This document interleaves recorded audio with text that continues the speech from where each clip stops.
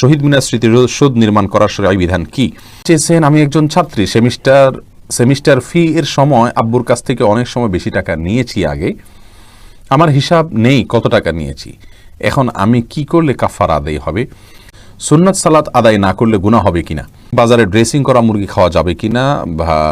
গোসলের আগে প্রস্রাব করে পানি বা টিস্যু ব্যবহার করা কি জরুরি? ছেলেরা যদি জামাতে ফরজ নামাজ আদায় না করে তাহলে নামাজ হবে কি? জাহান্নামে গেলে স্বামীও কি জাহান্নামে যাবে? না। উজু করার বিধান কতটুকু আর উজু সঠিক হয় কিনা জানাবেন। কাজা নামাজ কিভাবে আদায় করব? সুন্নাত সালাত আদায় না করলে গুনাহ হবে কিনা? আবার আমাদের দেশে সালাতের কিছু বিষয় নিয়ে অনেক মতপার্থক্য দেখা দেয়। এমন কথার মানে কি সালাত থেকে দূরে ঠেলে দেওয়া নয় কি? প্রিয় দর্শক, আজ দেরি না করি চলি আমরা প্রশ্ন উত্তর দেওয়ার পর্বে। বোরহান বিন হামিদ আপনি জানতে চেয়েছেন শহীদ মিনার স্মৃতিসৌধ নির্মাণ করার শরঈ বিধান কি? ভাই বোরহান, শহীদ মিনার স্মৃতিসৌধ এগুলো নির্মাণ করে সেগুলোতে বিভিন্ন মনীষীদের বিভিন্ন জাতীয় পর্যায়ে যারা অবদান রেখেছেন, জীবনবাজি রেখেছেন, তাদের প্রতি শ্রদ্ধা ভালোবাসা জ্ঞাপন করার জন্য এগুলোকে নির্মাণ করা ইসলামী শরিয়াত দৃষ্টিকোণ থেকে প্রশংসনীয় কোনো কাজ নয়। এই সমস্ত স্মৃতিসৌধ এগুলো প্রাথমিকভাবে মানুষ সেখানে ফুল দেয়। এই ফুল দেওয়াটা একরকম অনর্থক কাজ। এটা সরাসরি শিরক না হলেও শিরকের সাথে সাদৃশ্যপূর্ণ। এরপরে আস্তে আস্তে একটা সময় এটা পূজার মতো পরিবেশে চলে যেতে পারে, যেটা ইসলামী শরিয়াত দৃষ্টিকোণ থেকে নিষিদ্ধ। যে সমস্ত ব্যক্তিরা জাতীয় পর্যায়ে কোনো উপকার আমাদের করেছেন, জীবনবাজি রেখেছেন, তাদের জন্য আমাদের বিভিন্ন উপায়ে তাদেরকে আমরা শ্রদ্ধা জানাতে পারি, তাদের প্রতি আমাদের ভালোবাসা জ্ঞাপন করতে পারি। কিন্তু তাই বলে এই ধরনের কোনো পদ্ধতি অবলম্বন করা অনুচিত ইসলামী শরিয়াত দৃষ্টিকোণ থেকে। আমিয়া শামসুদ্দিন আপনি জানতে চেয়েছেন আমি একজন ছাত্রী, সেমিস্টার ফি এর সময় আব্বুর কাছ থেকে অনেক সময় বেশি টাকা নিয়েছি আগে। আমার হিসাব নেই কত টাকা নিয়েছি। এখন আমি কি করলে কাফারা আদায় হবে? সেমিস্টার ফি হিসাবে আপনার বাবার কাছ থেকে যা টাকা আপনার নেওয়া দরকার তার চেয়ে বেশি যদি নিয়ে থাকেন, মিথ্যা কথা যদি বলেন, তাহলে আল্লাহর কাছে আপনি তওবা করবেন, আল্লাহর কাছে মাফ চাইবেন, লজ্জিত হবেন, ক্ষমা চাইবেন, বাস এটাই যথেষ্ট। আর বাবার কাছ থেকে বলে নেবেন, বাবা তো নিশ্চয়ই আপনাকে অনুমোদন করে দিবেন। তাহলে বাবার হকটাও আপনি সেখান থেকে আপনি মুক্ত হলেন, আল্লাহর হকের জন্য আপনি তওবা করলেন, ভবিষ্যতের জন্য এরকম না হয় এবং মাফ চাইলেন, ইনশাআল্লাহ এটা যথেষ্ট হবে। প্রিয় দর্শক, এরপরে আমরা যে প্রশ্নটি দেখতে পাচ্ছি, রাকিব হাসান প্রশ্ন করেছেন সুন্নাত সালাত আদায় না করলে গুনাহ হবে কিনা? আবার আমাদের দেশে সালাতের কিছু বিষয় নিয়ে অনেক মতপার্থক্য দেখা দেয়। এমন কথার মানে কি সালাত থেকে দূরে ঠেলে দেওয়া নয় কি? ভাই রাকিব হাসান, সুন্নাত সালাত আদায় না করলে বড় কোনো গুনাহ হবে না। গুনাহ তো অবশ্যই হবে। গুনাহ শব্দের অর্থ হলো ক্ষতি। সুন্নাত তরক করলে তো ক্ষতি হবেই। নবী সাল্লাল্লাহু আলাইহি সাল্লাম ৫ ওয়াক্ত সালাতের আগে পরে যে সুন্নতে মুআক্কাদাগুলো এগুলোকে খুব গুরুত্বপূর্ণ সালাত হিসেবে আদায় করেছেন। অতএব সেগুলোকে যদি আপনি তরক করি বিনা প্রয়োজন, বিনা কারণে, বিনা ওজরে, তাহলে তো ক্ষতি হবেই, গুনাহ তো হবেই অর্থে। কিন্তু গুনাহ বলতে কবিরা গুনাহ, বড় কোনো পাপ যেটা কারণে শাস্তির সম্মুখীন হইতে হবে, এরকম কোনো গুনাহ হবে না। কারণ এটি ফরজ বা ওয়াজিব নয়, আর ফরজ ওয়াজিব না হলে সেটা তরক করলে বড় কোনো গুনাহ হয় না। বিনা কারণে এটা না ছাড়াই উচিত, মুসলমান সুন্নাহকে তরক না করাই উচিত। কিন্তু যদি কোনো কারণে মাঝে মধ্যে ছাড়ে তাতে কোনো অসুবিধা হবে না, ইনশাআল্লাহ বিইذনিল্লাহ। রানা সিদ্দিক জানতে চেয়েছেন বাজারে ড্রেসিং করা মুরগি খাওয়া যাবে কিনা? ভাই রানা, বাজারে ড্রেসিং করা মুরগি খাওয়া যাবে, তবে না খাইলে ভালো, ঝামেলা মুক্ত। অনেক ওলামা ইকরাম নিষেধ করেন, এই জন্য তারা বলেন যে পানিতে চুবানো হয় ড্রেসিং করার জন্য, সেই পানিটাতে যখন চুবানো হয় নাড়ি বুড়ি যদি ভিতরে থাকে, তাহলে সিদ্ধ গরম পানিতে ওইটা চুবানো হলে ওই নাপাক যেগুলো নাড়ি বুড়িতে আছে, পায়খানা ইত্যাদি, সেগুলো গোশতের সাথে মিশে যেতে পারে, এই জন্য নিষেধ করেন।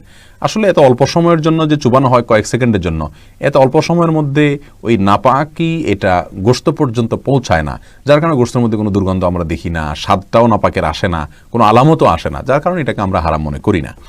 তারপরেও যেহেতু আমাদের ইখতিলাফ আছে, মতপার্থক্য আছে, যদি এটা অ্যাভয়েড করা যায়, বিকল্প পন্থা করা যায়, সেটা বেশি ভালো। অর্থাৎ নাড়িবুড়ি ফেলে দিয়ে তারপরে ফ্রেশ পানিতে চুবাই ড্রেসিং করলেন, তাহলে কোনো সমস্যা নেই।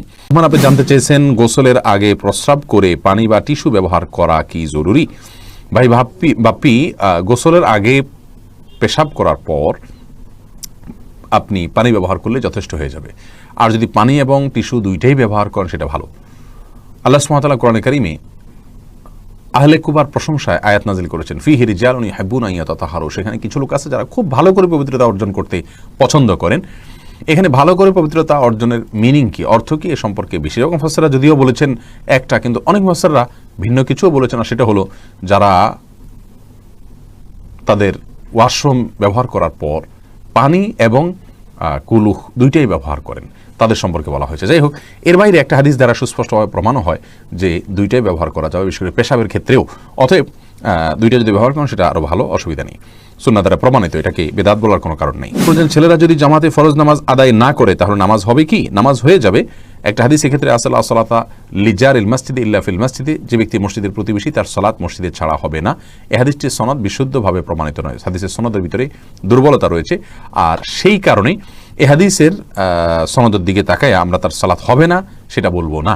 তবে মুসলিমের অবশ্যই জামাতের সাথে সালাত আদায় করা উচিত। নবী সাল্লাল্লাহু আলাইহি ওয়াসাল্লাম যারা বাসায় সালাত পড়ে বা মসজিদে জামাতে শামিল হয় না তাদের ঘর বাড়ি জ্বালিয়ে দিতে চেয়েছিলেন। এটা বোঝা যায় এখান থেকে যে জামাতে সালাত আদায় করা ওয়াজিব, বিনা ওজরে এটা তরক করা হারাম এবং গুনাহের কাজ। শাহরিয়ার জানতে চেয়েছেন, স্ত্রী জাহান্নামে গেলে স্বামীও কি জাহান্নামে যাবে? না ভাই নাবিল, এটা কোনো জরুরি না যে স্ত্রী জাহান্নামে গেলে স্বামীও জাহান্নামে যাবে। লূত আলাইহিস সালাতু ওয়াস সালামের স্ত্রী জাহান্নামে যাবে, কিন্তু তবে লূত আলাইহিস সালাম তো জাহান্নামে যাবেন না। অতএব স্বামী স্ত্রী একে অন্যের জাহান্নামে যাওয়ার উপরে অন্য জাহান্নাম নির্ভর নয়, বরং প্রত্যেকের আমল নির্ভর করবে, আমলের উপর নির্ভর করবে তার জান্নাত জাহান্নাম। আল্লাহ সুবহানাহু ওয়া তাআলা বলেছেন, লাইসা লিল ইনসানি ইল্লা মা সাআ, মানুষ নিজে যা করে সেটাই সে পাবে, অন্য কি করলো না করলো তাতে তার কিছু আসবেও না, যাবেও না। আল্লাহ অন্য আয়াতে বলেছেন, লা তাজিরু ওয়াজরাতুন ভিজরা উখরা, একজনের বোঝা, পাপের বোঝা অন্যজন বহন করবেন। অর্থাৎ স্ত্রী অন্যায় করলে তিনি জাহান্নামে যাবেন, স্বামী জাহান্নামে যাবেন না। বিষয়টি এরকম না, যার যারটা আমলের কারণে তিনি পুরস্কার বা তিরস্কারের উপযুক্ত হবেন।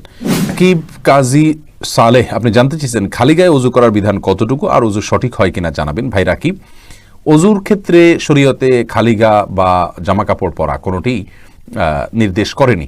অতএব ওযুর ক্ষেত্রে আমরা খালি গায়ে যদি থাকি তাহলে কোনো প্রকার অসুবিধা নেই। ওযুর ক্ষেত্রে আপনি খালি গায়ে ওযু করতে পারবেন, কোনো সমস্যা নেই ইনশাআল্লাহ। নাবিল আফরিন মোল্লা আপনি জানতে চেয়েছেন, কাজা নামাজ কিভাবে আদায় করব। দেখুন, কাজা নামাজ আদায় করার পদ্ধতি হলো, যখন আপনি অনেকগুলো সালাত ছুটে যাবে তখন ধারাবাহিকভাবে পড়ে যাবেন, যতটুকু সম্ভব শুধু ফরজগুলো আদায় করে যাবেন, সুন্নাত আদায় না করলেও চলবে, এগুলো পড়ে ফেলবেন আস্তে আস্তে। রাকিব হাসান প্রশ্ন করেছেন, সুন্নাত সালাত আদায় না করলে গুনাহ হবে কিনা। আবার আমাদের দেশে সালাতের কিছু বিষয় নিয়ে অনেক মতপার্থক্য দেখা দেয়, এমন কথার মানে কি সালাত থেকে দূরে ঠেলে দেওয়া নয় কি? ভাই রাকিব হাসান, সুন্নাত সালাত আদায় না করলে বড় কোনো গুনাহ হবে না। গুনাহ তো অবশ্যই হবে, গুনাহ শব্দের অর্থ হলো ক্ষতি। সুন্নাত তরক করলে তো ক্ষতি হবেই। নবী সাল্লাল্লাহু আলাইহি সাল্লাম ৫ ওয়াক্ত সালাতের আগে পরে যে সুন্নাতে মুআক্কাদাগুলো, এগুলোকে খুব গুরুত্বপূর্ণ সালাত হিসেবে আদায় করেছেন। অতএব সেগুলোকে যদি আপনি তরক করি বিনা প্রয়োজনে, বিনা কারণে, বিনা ওজরে, তাহলে তো ক্ষতি হবেই, গুনাহ তো হবেই অর্থে।